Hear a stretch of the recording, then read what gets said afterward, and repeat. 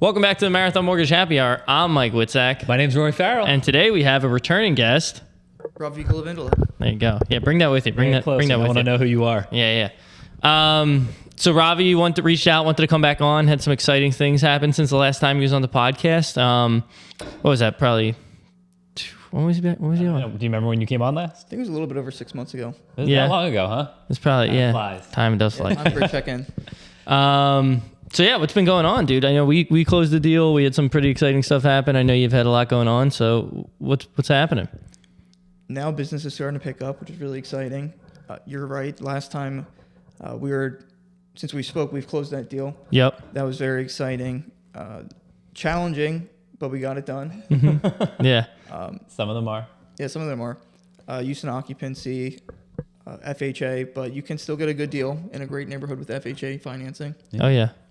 And just really starting to build and grow. And I've been investing in my clients. Yep. I've been really working on my sphere. I've been doubling down on my lead gen. What's most important is I like to get in front of people. Mm-hmm. So it's a lot of open houses. Yeah. Yep. That's how I've been finding my business is open houses. Yeah. Yeah, definitely. I mean, you're working on, like every weekend pretty much? Yeah, as many as I can do. I have a couple coming up this weekend.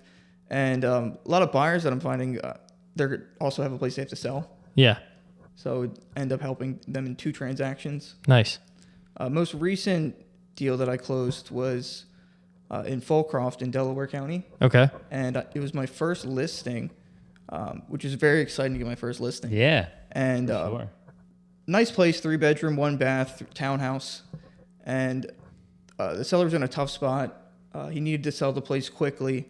So we priced the home appropriately and got under contract in 1 day. Nice. Cash, no contingencies, closed in 3 weeks. That's the best. And I happened to know the buyer too, so it was really easy. We were able to get the deal done. And the seller, in a tough spot, his biggest challenge was, where is he going to live? He needed to sell. Yeah. He was distressed, but he didn't have anywhere to go. So in getting this deal done, I'm talking with the buyer. He's a real estate investor. He wanted to keep this property as part of his portfolio. And doing that, he actually became the landlord for the seller. Okay, so the seller just didn't move, so he just stayed at the property. Really easy. Call your homeowner's insurance, become a renter. Nice. And he can stay there. He's local to his work. His son can stay in the area. Doesn't have to have a big transition going into the holidays. And that was really rewarding for me. I bet. Yeah.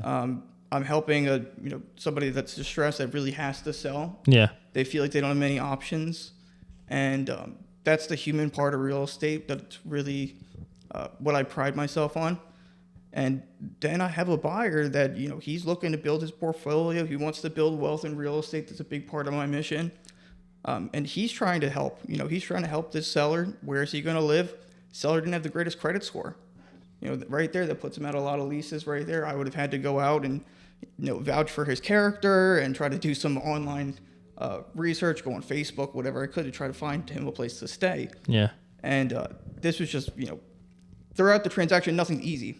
So even as we, everything I stated, cash, no contingencies, we find out that the seller actually had a second mortgage that he didn't know about.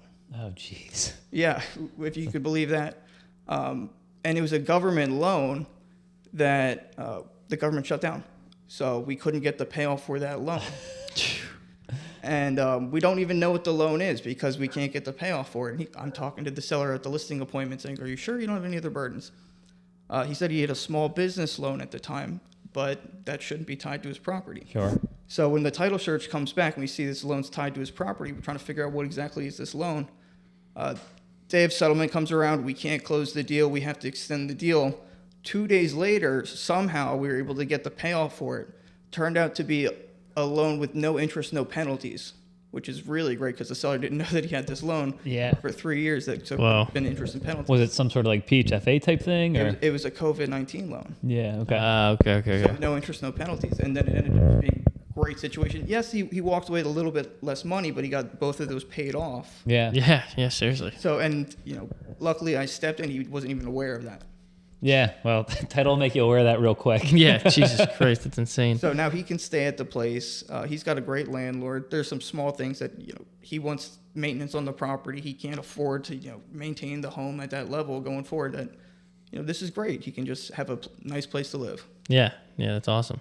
Sweet, good work, dude. Yeah, and hopefully he knows that this all came together in a crazy way, and maybe hopefully he takes advantage of that and pays his rent on time and maintains the place and makes it a good option for the buyer who is now the owner.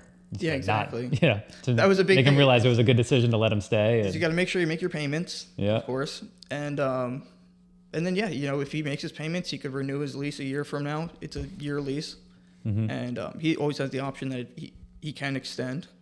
Yeah, nice. Good, as long as he's a good tenant. Yeah, exactly. Yeah. That's the thing. This is a well-seasoned real estate investor that he's had his fair share of people that did not make their payments. Yeah, you have to figure out a way to handle that. You have a system to handle that. Yeah, for sure. Hopefully, at least. So we'll see. But that's crazy news. I mean, that guy would have been kind of SOL trying to figure out where to go after that. So it's good that he got that and got to stay there. What else have you been working on recently? A lot of Sphere. And going back to my clients, this is actually really fun. I sold a house to a couple back in September, a couple buyer clients. Mm-hmm. They've actually reached out since then that they're ready to sell their other home. Okay. So now I've got a listing coming up in Philadelphia, which I'm really excited about. Oh, nice. And that's kind of where I'm at in this business every day, taking steps in the right direction. That it's starting to compound. Yeah. And it's great because I am helping people. That's the most rewarding part about this. That seller, we can laugh and joke about it now, but that was tough. I don't know what his situation would have been if I didn't step in there. Yeah, no, 100%. Yeah, that's crazy to think about. And the listing you have in Philly, where's that going to be at? So that's going to be 19124. So that's going to be Frankfurt. Okay, gotcha. Yeah. Northeast Philadelphia. That's also going to be a 3-bedroom, 1-bath townhouse. I think it could be great for an investor too. It could be a similar situation. Yeah. It depends how we price the home. This is a much easier situation. These were cash buyers previously. They have this house, no burdens, no mortgage, anything like that. Okay, so it's just a vacant home right now. Yeah, just so Solid. it could be easy for showings, and we'll have the open house, of course. Yeah. As many people to come see the property. Doesn't sound like there's going to be a second loan that's government on it that you don't know about. That's good to know. Which is great, Yeah, definitely. I mean, the more of those type of listings you can get, the better. But it's like every once in a while you have those challenging ones like you just had, and it's very rewarding. It's if I have a buyer that's 800 plus credit and has $200,000 to put down, I'm like, oh, you're the easiest person in the world. But the more rewarding ones are the ones that, hey, we've been working on their credit for a year and they did everything I told them to do, and they're ready to buy and they have 10 grand and we get them a grant and we figure all this stuff out and they go to settlement and it's like, wow, I finally bought a home, Mm-hmm. and it's just like a good thing. And that guy, he's in a tight situation. He calls you. He's like, yo, can I sell this place? You're like, yeah, no problem. You get sold. You get him a place to live. You do all of it in like one movement, Yeah, that was all done within 4 weeks. Yeah. Oh, really? Yeah. That was 4 weeks. And it was, we had a great buyer. So he was, this was a very emotional transaction too for the seller.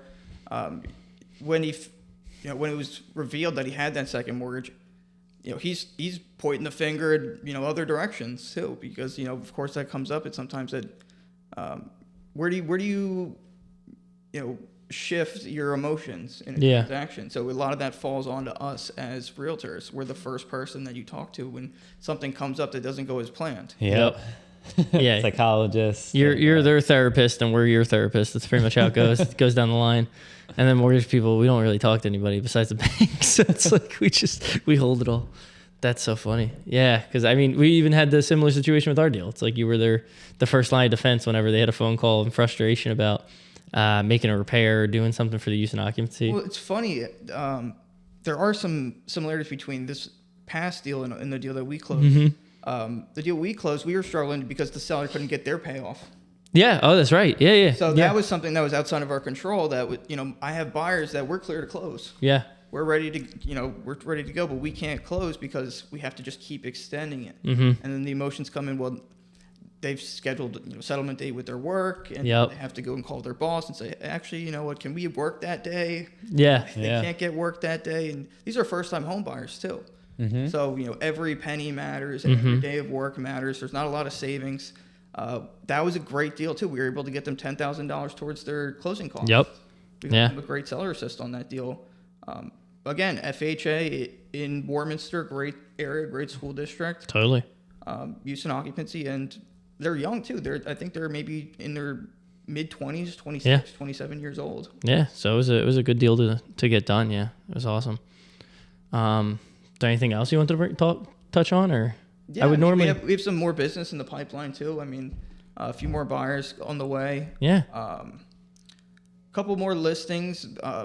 This is where we're starting to see the market starting to shift a little bit. So we're starting to see a little bit more inventory, which is nice to see. Yeah, a lot of people are that's waiting huge. until after the holidays right now. Yep, definitely. Yeah, you're starting to That's see how it I slow. feel. Yeah, yeah. We're like, Crickets out here. I would love to squeeze a few more in before the end of the year, but a lot of people, now.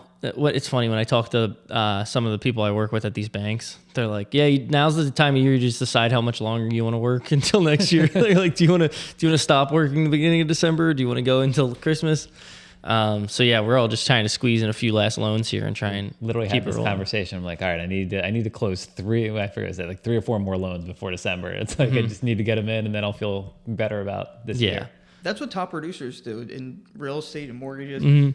This is the season where a lot of people take their foot off the gas. Yep. And we're setting the tone for January, February, March. Yep. A lot of people in real estate think that like the beginning of the season's after the Super Bowl. Yeah, that's But what everyone says around here, at least. In order to get to that point, you have to put in some work and some time in Oh, yeah. January. Oh, 100%. That's It's like December.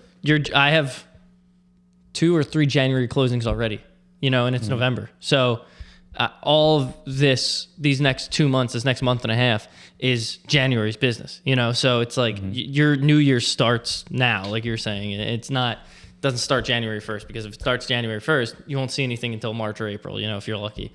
So it's definitely 100%. Yeah, you just got to keep going now.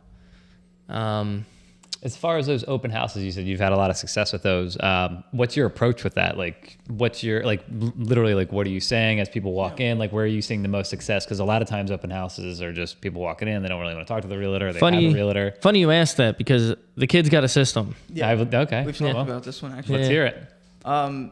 So everybody has what works for them, of course. Some people want to do the wine and cheese. They want to have the, coffee and danishes. They want to invite the neighbors or door knock before, or call up, on a dialer list or whatever to get people to the property. We're still in the market that what's going to get the most attention on a property is the price of the home. And that depends on the market. When I say the price, it doesn't mean like I'm focusing on $800,000 houses in, wherever. If that's an $800,000 house and it's in, North Philadelphia, not a great neighborhood, that doesn't really going to get a lot of traction. Sure. Mm-hmm. But if you're doing, $350,000 rancher, 3-bedroom, 2-bath in Souderton, you're going to get a lot of people. Yep. They're going to come see that. So that's something that I focus on, is finding the right property at the right price at the right location. That's how you're going to get a lot of traffic. And of course, you can always do the door knocking and you can invite the neighbors and all of that too. But a lot of the neighbors are going to come over and see the home if it's getting traffic. Yeah. I guess my question was all right, so it sounds like you're sitting in on a lot of open houses for other agents, right? I imagine. So you don't really get to choose the property. You're just doing that to potentially get the business. So like when people walk in the door, like what's your strategy? Like how are you kind of engaging them? And yeah, so I'll do... where are you seeing success on that? First thing I do is I like to ask a lot of open-ended questions. It's going to start with as simple as, where are you from? What brings you to the open house? From there, I can distinguish if they're a neighbor. If they're a neighbor, then they're a potential seller. If they're just casually looking, that's fine too. The most important thing is you try to record their information. You have to try to add them to your database. Yeah, that's the hard part, right? So it's getting their name, their phone number, their email address. Email address is very underrated for a lot of agents. If you can get their email address, then you can put them into your newsletters, your updates, whatever it is, and stay top of mind. Right, sure.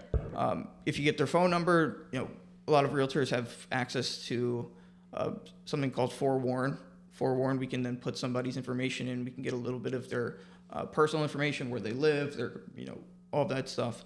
And from there, we can get an idea of, okay, so this person lives in this area, and nurture that over time. But to get to that point, the first thing I have to do is I have to build rapport with them, and I have to show value.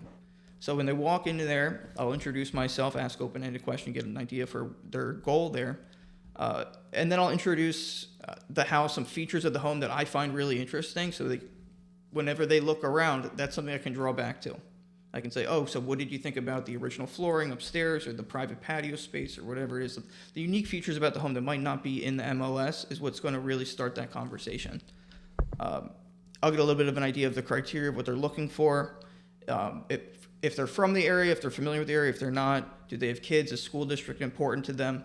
A question that I always ask is what's most important to them when they look, because that's something that I can take with me once they leave.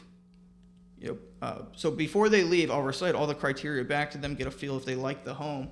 If they don't like the home, that's fine. We can't control that. Not every buyer is going to love the home. And in doing that, some of the walls come down.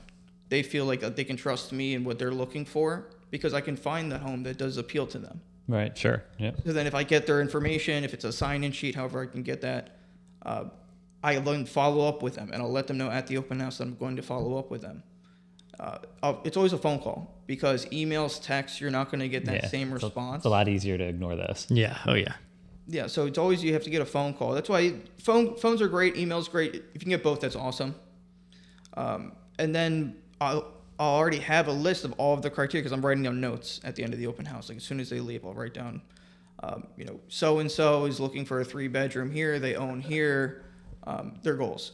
And then I'll have all of that figured out. That depending on the price and location of the home, sometimes I could get 30 people on a sign-in sheet.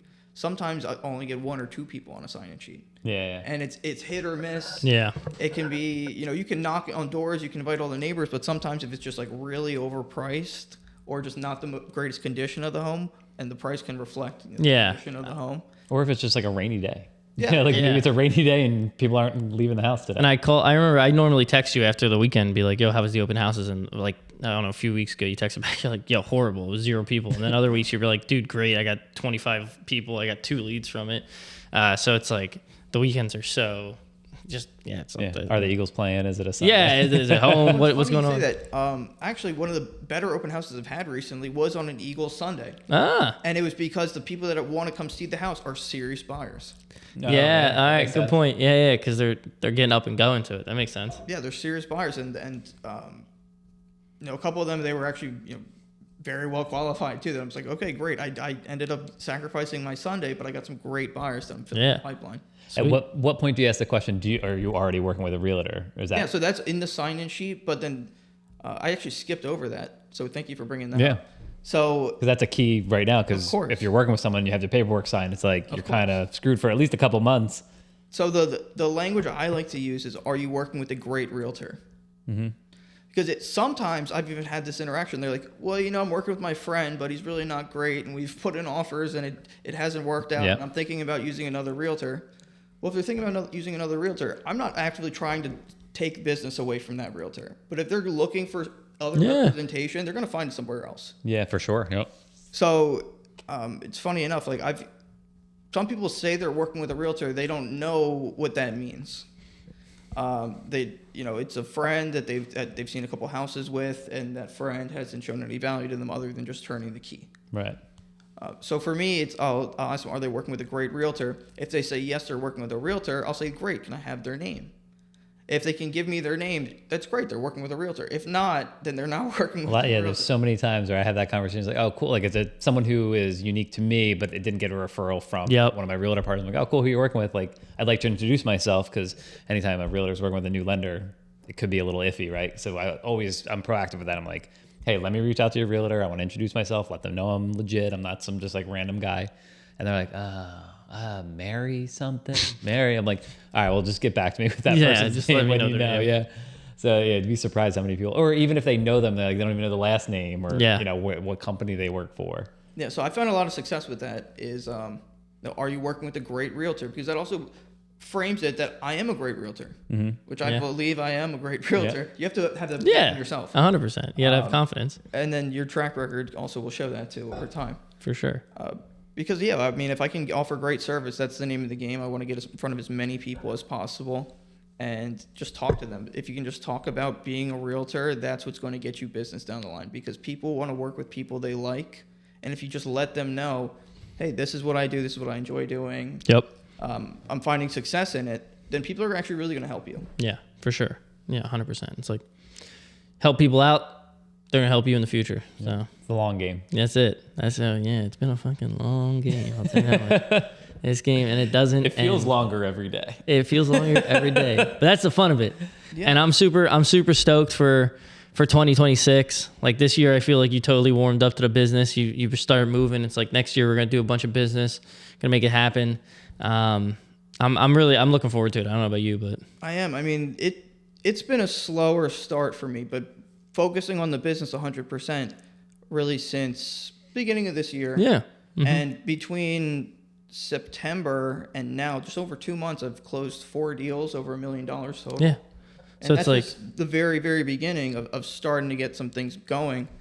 And I'm excited for the future. yeah, dude. We went from a first-time homebuyer seminar with 2 people showing up to closing $1 million in like a month and a half. So Yeah, pretty much. yeah. So we're on good pace. We're on good pace for next year, and I'm really looking forward to it. So we're gonna laugh about. I can almost guarantee at the end of next year we're gonna be laughing about doing the open, like the first-time buyer seminars and stuff, and starting off. So it's good, but excited to see the progress. Definitely. And that seminar was actually great too, because my friend Dominic and Hank both showed up. Yep. Showed support. They're the homies. Yeah, and we had a lot of fun. Yeah, you guys ended up going to that the Phillies game together. It was great. Yeah, no, we had a raffle for to give away Phillies tickets, and my friend Hank, that we've been going to Phillies games for like 10 years plus, he ended up winning the tickets, so we ended up just going to the Phillies. Going anyway. You just went That's anyway. awesome. Yeah, It's so funny. and they crushed that game too. I think it was like 12-0 that game. Maybe. No, that's awesome. I brought some people to a Phillies game where we got blown out, so it's much better than that one. Yeah, it was fun though. Yeah, that's all that matters. No, it's awesome though. Well, thanks for. I mean, did you want to touch on anything else? Koozies. Oh yeah, we got Our koozies. debut of our koozies. Yeah, This one's for Ravi. There you go. Robbie's the first recipient of a koozie, actually. Outside of in our fact. family. So Yeah. Oh, you gave them to people? just my I have some at my house. I've already drank out of one. I didn't even get. I don't even have one yet. So there you go. Come into a real estate office near you, and it'll always remind you when you're having a nice beer on a nice day. To tune into the Marathon Tune into Mortgage. the Marathon Mortgage podcast. Yeah. Happy hour podcast thing. Got it. Whatever. Well, happy Friday. Thanks again for coming on, Robbie. We appreciate it, man. Thank you for And having me. lots of success 2026. Let's do for it. both of you guys. Definitely. Yeah. We'll check in next time, see where the business is at. Yeah, let's do a 6-month follow up. We're gonna be a dentist office here. We're gonna do 6-month check-ins. See how everybody's doing. All right. All right, guys. Happy Friday. Happy Friday. See ya. Thank you.